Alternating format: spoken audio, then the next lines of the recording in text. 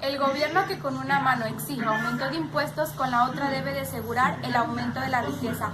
José del Valle. Buenos días, mi nombre es Alexandra Cristal Torres Jiménez. Estudio en la Universidad Politécnica del Golfo de México y actualmente curso el segundo cuatrimestre en la carrera de Ingeniería Financiera. Por parte de la materia macroeconomía, les voy a hablar sobre el tema política fiscal. Las políticas fiscales son políticas económicas que constituyen un conjunto de medidas e instrumentos que utiliza el Estado para la obtención de ingresos. Esto se lleva a cabo principalmente mediante la recaudación de impuestos y la aplicación del gasto público, con el fin de obtener un crecimiento de la producción, reducir el desempleo y alcanzar la estabilidad en los precios. El objetivo principal de la política fiscal es estimular el crecimiento de la economía y protegerla ante las posibles fluctuaciones de los ciclos económicos, es decir, evitar variación de los valores como lo son aceleraciones y desaceleraciones en las tasas de crecimiento económico en momentos puntuales de los indicadores macroeconómicos que se comparan respecto al periodo anterior. Instrumentos de la política fiscal. Para que exista un equilibrio en la economía de un país, es necesario que su oferta agregada coincida con su demanda agregada. Para esto vamos a definir los conceptos.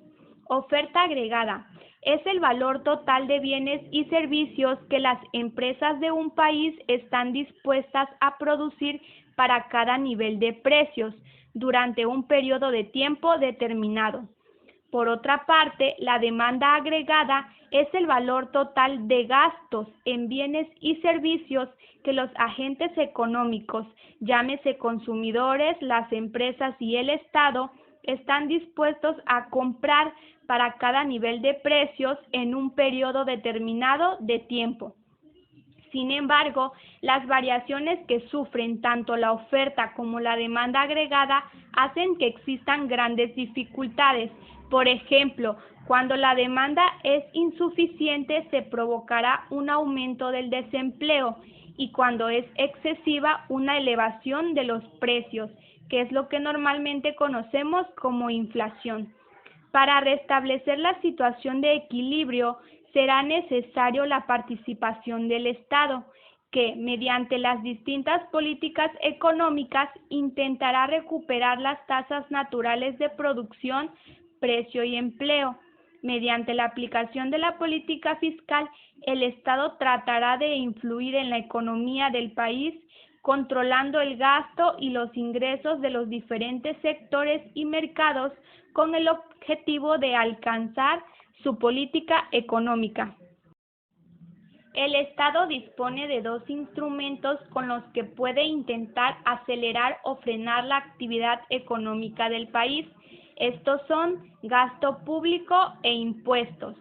El primero comprende todos aquellos gastos que realiza el sector público de un país a lo largo de un año para desarrollar su función económica, mientras que los impuestos son las cantidades que se exigen sin contraprestación y que se fundamentan en hechos que ponen en manifiesto la capacidad económica del contribuyente.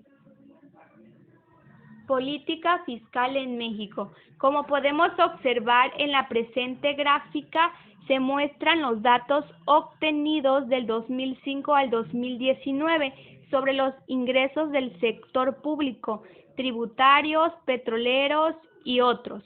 México se mantiene en los últimos lugares de los países de la Organización para la Cooperación y el Desarrollo Económico en recaudación tributaria respecto al Producto Interno Bruto, ya que la desaceleración comenzó a impactar negativamente en la recaudación desde el año pasado. De acuerdo con la última actualización de las estadísticas de la OCDE, el año pasado los ingresos tributarios en México representaron el 16.1% del Producto Interno Bruto, dato ligeramente menor a la tasa del 16.2% respecto al 2017.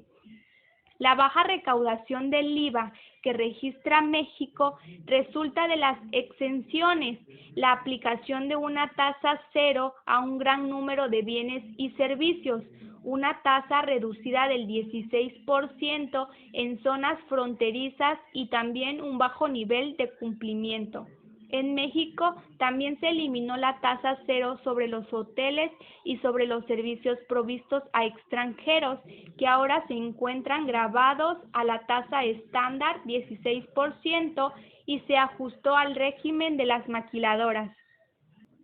México se mantiene entre los 6 países con menos ingresos tributarios totales de América Latina y el Caribe, de acuerdo con estadísticas de la Organización para la Cooperación y el Desarrollo Económico, OCDE, la Comisión Económica para América Latina y el Caribe, CEPAL, el Banco Interamericano de Desarrollo, BID, y el Centro Interamericano de Administración Tributaria, CIAT. La recaudación mexicana apenas se ubica arriba de la que obtiene Panamá, 16.6% de su producto, Perú 16.1% del Producto Interno Bruto, Venezuela 14.4% del producto, República Dominicana 13.7% del Producto Interno Bruto y Guatemala 12.6% del PIB. Se mantiene lejos de los ingresos tributarios promedio de América Latina y el Caribe, que es de 22.7% del producto, y se compara mucho más bajo de la que obtienen en promedio los países de la OCDE, que es equivalente a 34.2% del Producto Interno Bruto, y no es ni la mitad de la que recaudan los líderes regionales, que son Cuba, con un ingreso tributario total de 41.7% del Producto Interno Bruto, Barbados 32.2% y Brasil con el 32.2%. La proporción del ingreso por el impuesto al consumo por excelencia varía entre países, de manera que en Venezuela representan 55.8% del total y en Cuba no existe este impuesto, y para México representa casi el 25% de la recaudación total. Ingresos fiscales en América Latina y la OCDE. Si observamos los resultados fiscales de América Latina y los comparamos con la experiencia de los países de la OCDE, podemos darnos cuenta de lo mucho que queda por hacer. El gasto público en la región sigue siendo mucho menor que en los países de la Organización para la Cooperación y el Desarrollo Económico. De igual manera, la calidad de bienes y servicios vitales como la educación que se ofrece es pobre. La generación de ingresos públicos es limitada y regresiva, por lo que el porcentaje de impuestos pagado por la empresa sobre sus ingresos se reduce a medida que aumenta la renta, de modo que los contribuyentes más pobres son en gran parte los que sufren su impacto. Al mismo tiempo, a pesar de que la gestión de la deuda pública ha mejorado, los déficits siguen siendo altos. Los plazos de vencimiento de la deuda en los mercados de bonos domésticos son cortos y los mercados de bonos soberanos siguen mostrándose demasiado sensibles a los ciclos políticos. Los gobiernos latinoamericanos no están aprovechando al máximo el potencial de la política fiscal para fomentar el crecimiento, reducir la pobreza y la desigualdad y proporcionar bienes y servicios públicos de buena calidad. También existen marcadas diferencias en el mercado en que se estructuran los ingresos públicos.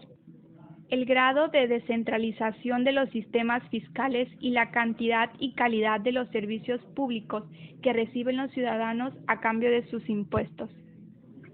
Principales cambios fiscales para el 2020. Actualización de IEPS a refrescos y tabacos. Se crearon más supuestos para cancelar el certificado del sello digital. En algunos casos, los asesores fiscales tendrán que informar al SAT sobre planeaciones fiscales de los clientes. Plataformas digitales deberán retener ISR de aquellas que generan ingresos en estas. Se cobrará el IVA en todas las transacciones que se realicen en plataformas digitales. Las modificaciones tienen tres objetivos: dotar de nuevas herramientas de fiscalización al SAT o reforzar algunas que ya existen. La segunda es adoptar ciertos compromisos internacionales de los cuales México es parte. El tercer eje sería la reforma penal fiscal sobre las factureras. Estos cambios tendrán un impacto poco positivo en la recaudación de México, por lo que seguramente continuará siendo de los países que menos recauda como proporción del Producto Interno Bruto de la Organización para la Cooperación y el Desarrollo Económico. Además de ayudar a reforzar y mejorar la fiscalización, los cambios mencionados ayudarán a que México cumpla con sus compromisos internacionales con el tema de la economía digital. De acuerdo con lo aprobado, el siguiente año las plataformas no solo cobrarán impuesto al valor agregado en las transacciones que hagan en ellas, sino que también tendrán que retener el ISR de aquellos trabajadores que generen ingresos en ellas, con los choferes, las aplicaciones como Uber o bien vendedores en Amazon. Derivado del análisis que se llevó a cabo en la presente investigación sobre el tema política fiscal, algunas de mis propuestas de mejora ante esta situación son 4. Como primer punto es referente a los gastos públicos.